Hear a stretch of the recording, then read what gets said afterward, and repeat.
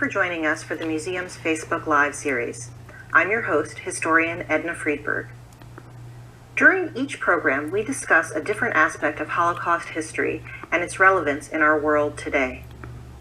These terrible events demonstrate again and again that very often ordinary individuals could play an important, even life-saving role during the Holocaust. For many of us, the month of December is a season of holidays, and with that comes revisiting traditional family recipes. Today's program is about the power of food to connect.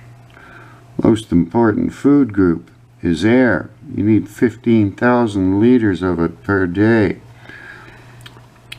in order to stay alive. I posted this up here. Watch y'all make yourselves sick. You're silent, so you know you're being mass murdered.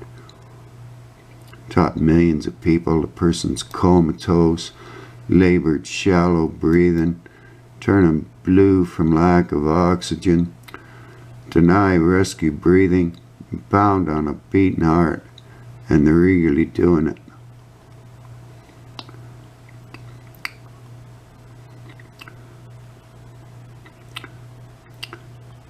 Exact same thing happened in Nazi Germany. Afraid of speaking up to save your own lives. Got a like here from Peg. She's an animal lover. If your pet has a breathing emergency, you give it rescue breathing ASAP. Don't be pounding on their hearts. There's nothing wrong with your heart. Read the comment box and think. Little words of wisdom from Peg the animal lover. You won't be able to recover if you've been oxygen starved and you're left with permanent brain damage, as millions of people have been instructed to do. Rescue breathing for any of the hundreds of causes of breathing emergency caused by injury or illness.